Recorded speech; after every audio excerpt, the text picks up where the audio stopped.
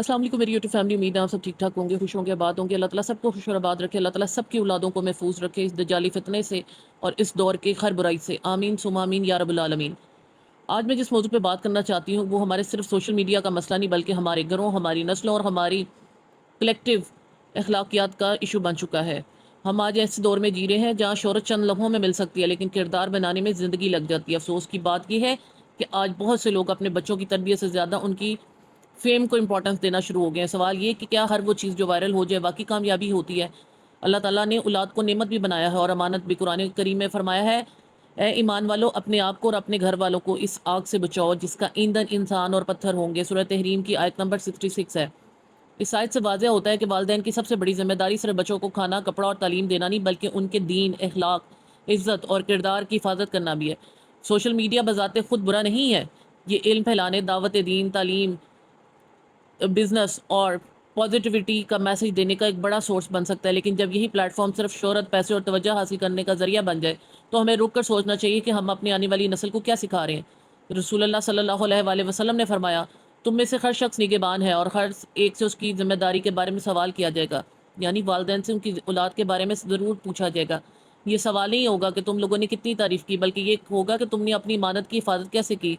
इसी तरह इस्लाम हमें हया की अहमियत भी सिखाता है। रसूलुल्लाह सल्लल्लाहु अलैहि वसल्लम ने फरमाया, हया ईमान का हिस्सा है। हया सिर्फ लिबास का नहीं, बल्कि गुफ्तगू, रवैये, लाइफस्टाइल और अपने आप की प्रेजेंटेशन के तरीके का भी नाम है। आज हमें अपने घरों में ये सवाल खुद से ज़रूर पूछना चाहिए, क्या हम अपने बच्चों को सिर्फ मशहूर बनाना चाहते हैं या बाकिरदार भी? क्या हम उन्हें सिखा रहे हैं कि कामयाबी मेहनत, इल्म और ऑनेस्टी में है या सिर्फ व्यूज़, लाइक्स और शोहरत में है?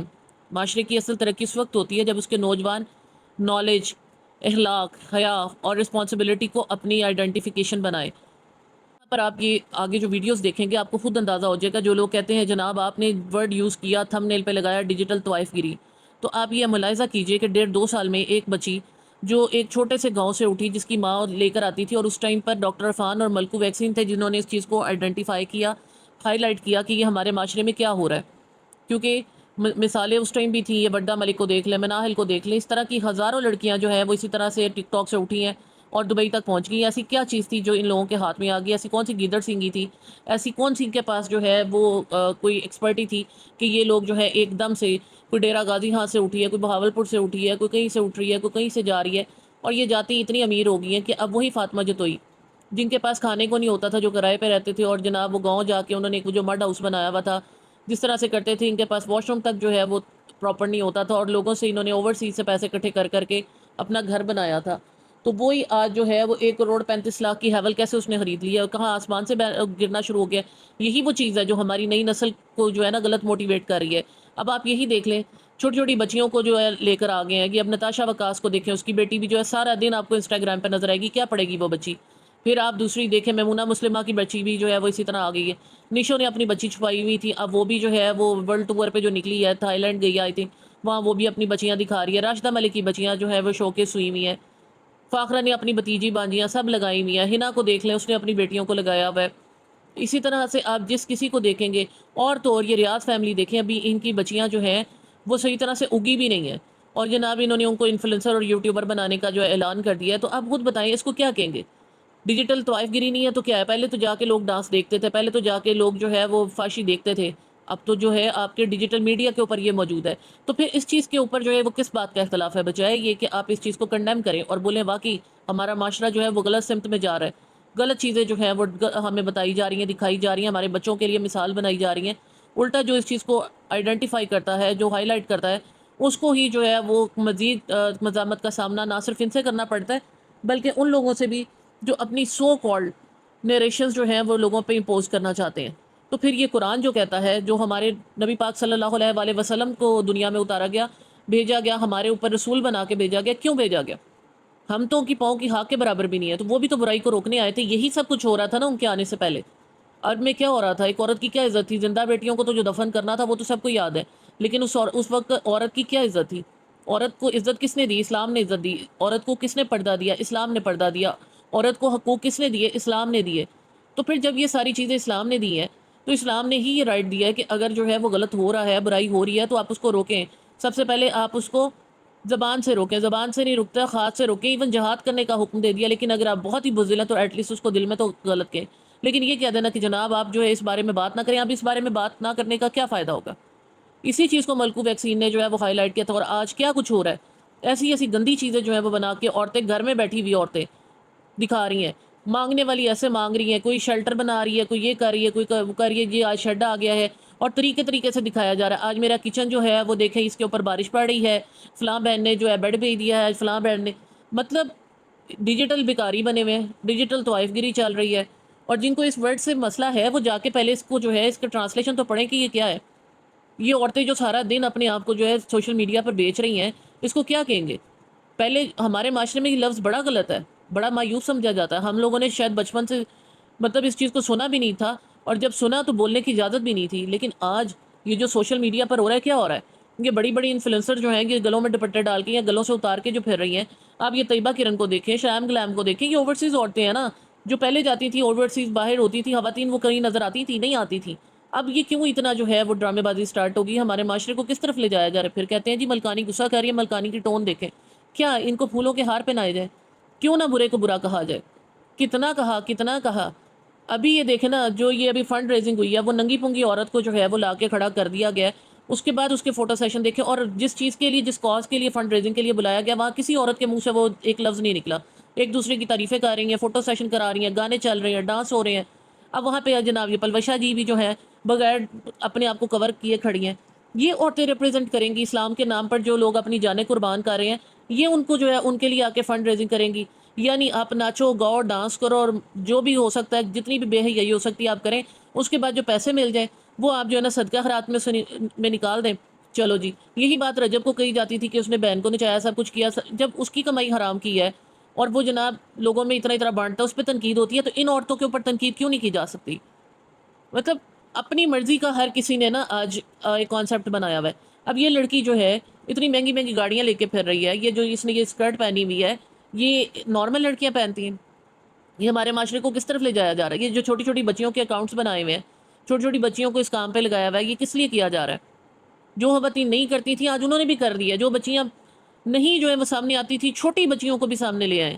بچوں کی بیماریوں کو جو ہے لوگوں نے جو ہے وہ ایک اپنا کانٹینٹ بنا کے پیش کر دیا، پھر کچھ کو تو کہتے ہیں ہائے اللہ، آپ لوگوں نے تو، آپ نے تو اتنی غلط بات کر دی، آپ نے کسی کے بچے کے اوپر یہ کر دی۔ ہر کسی کی سمٹم ڈفرینٹ ہوتی ہیں، بیماری کو آپ لوگوں نے جو ہے وہ کانٹینٹ بنایا ہوا ہے۔ اللہ معاف کرے، اگر کسی کو بریسٹ کینسر ہے تو کسی اور طرح کا کینسر اس کے ساتھ کیسے آپ ریلیٹ کر سکتے ہیں؟ اور کسی بچے کو آٹزم ہے، اس میں 101 طرح کی جو ہے نا وہ ٹائپس ہوتی ہیں کہ جو بچے ڈفرینٹ بیہیو کر رہے ہوتے ہیں۔ ہر چیز کو اپنے لیے جسٹیفیکیشن بنا کے دوسروں کو پتھر مارنے کے لیے سب تیار ہے۔ اپنے گھر میں جو ہے نا جھاڑو پھیر کے کوئی نہیں دیکھتا کہ کیا ہو رہا ہے اور کیا نہیں ہو رہا۔ اب یہ بی بی جو ہے یہ آ کے آپ دیکھیں کیسے ملکو ویکسین کو جو ہے باتیں کرتی تھی، یہ عائشہ جو اس کا نام ہے، فاطمہ کی ماں، اور اب آپ حالات چیک کریں۔ اسی طرح ایک اور ہے یہ ٹک ٹاکر، مجھے ان کا نام نہیں آتا، ان کی میں نے ویڈیو دیکھی اور بڑی اچھی انہوں نے باتیں کی، آج میں ان کی بھی یہاں پر یہ شیئر کر رہی ہوں۔ تو اب آپ سنیں کہ یہ ہمارا معاشرہ کس طرف جا رہا ہے، یہ ہم کس طرف جا رہے ہیں۔ میں اسی لیے کہتی ہوں کہ اس گورنمنٹ نے کیا مطلب اتنا زیادہ لوگوں کو جو ہے نا ریلیکسیشن دی ہوئی ہے، اس میں سے کیا ملے گا؟ یہ ڈیجیٹل بیکاری جو بنے ہوئے ہیں، ڈیجیٹل طوائف گیری جو چل رہی ہے، یہ جو ٹک ٹاک پہ بیٹھ کے مانگتی ہیں، بڑی بڑی جو انفلوئنسر شریف عورتیں، پلوشا، ہنا، فاخرہ، یہ ساری بیٹھی ہوتی ہیں ٹک ٹاک لائیو پر، وہاں پہ مانگ رہی ہوتی ہیں۔ تو آپ مجھے بتائیں نا، اس کی کیا جسٹیفیکیشن ہے؟ اس کو آپ محنت کہتے ہیں، تو پھر یہ فاطمہ جی تو بھی محنت کر کے یہاں تک پہنچ گئی، تو پھر جو ان کی ہیلپ کرتے ہیں وہ کیوں نہیں یہ محنت کرتے ہیں؟ ان کی اولادیں کیوں نہیں یہ محنت کری؟ جب ان کے لیے جسٹیفائڈ ہے تو پھر ان کو ماننے والے، ان کے چاہنے والے بھی یہی محنت کریں نا، تاکہ ہمیں بھی پتہ چلے واقعی یہ صحیح ہے۔ کیونکہ آپ جس کو جو کہہ رہے ہوتے ہیں، جس کو جسٹیفائی کر رہے ہوتے ہیں، پھر اس کا وہی عمل آپ کی بھی زندگی کا حصہ نظر آنا چاہیے۔ آپ لوگوں کا اس بارے میں کیا خیال ہے ضرور بتائیے گا، اور اللہ تعالیٰ سے دعا ہے کہ اللہ تعالیٰ ہمیں، ہماری اولاد کو ان تمام دجالی فتنوں سے محفوظ رکھے۔ اور اسی بارے میں آمین ثم آمین، اور اسی بارے میں کہا گیا تھا نماز عصر کے وقت کی قسم کہ انسان گھاٹے میں، اور واقعی دیکھیں انسان گھاٹے میں چل رہا ہے۔ پھر آفتیں نہیں آئیں گی، مصیبتیں نہیں آئیں گی، پریشانیاں نہیں آئیں گی، بیماریاں نہیں آئیں گی، تو کیا آئے گا؟ تو اللہ تعالیٰ ہمیں ان تمام چیزوں سے محفوظ رکھے، ہمیں اور ہماری اولاد کو جو ہے وہ اس دنیا میں اور اگلی دنیا میں، دونوں جہان میں سرخرو کرتے ہوئے نبی پاک صلی اللہ علیہ وآلہ وسلم کے امتیوں میں سے اٹھائے، آمین ثم آمین یا رب العالمین۔ اب آپ یہاں پر ویڈیو دیکھیں اور آپ کو خود ہی اندازہ ہو جائے گا کہ یہ بندی بھی جو ہے اس نے محنت کر کے اپنی بیٹی کو کہاں لے کر آئی ہے، اور اس کی بیٹی نے بھی محنت کی ہے، اور آج جو ہے وہ ہیول خرید رہی ہے، ڈرائیونگ کر رہی ہے۔ وہ بچی جو منہ کے اوپر کالے نشان لگا کے ٹک ٹاک لائیو کرتی تھی، آج وہ دیکھیں کہ وہ کیا سے کیا بن گئی ہے۔ تو یہی بات ہے. اس ٹائم پر بھی جب اس بچی پر تنقید ہوتی تھی تو کہا جاتا تھا چھوٹی بچی کے اوپر تنقید کر رہے ہیں. آج دیکھیں وہ بچی کیا سے کیا بن گئی ہے. تو اللہ معاف کرے جو بھی اس برائی کو سپورٹ کر رہا ہے. لٹرلی قرآن مجید میں ہے کہ گناہ نہ ماننے والا، برا نہ سمجھنے والا، اس کو سپورٹ کرنے والا بھی اتنا ہی گناہ گار ہے. تو اللہ تعالیٰ ہم سب پہ رحم فرمائے. آپ ویڈیو دیکھیں اور خود ڈیسائیڈ کریں کہ ہم کس طرف جا رہے ہیں اور ہماری کیا مثالیں جو ہیں وہ ہمارے معاشرے میں بنا کے ہمارے سامنے پیش کی جا رہی ہیں. ذرا غور سے دیکھیے اور پہچانے اس کو کہ یہ کون لڑکی ہے.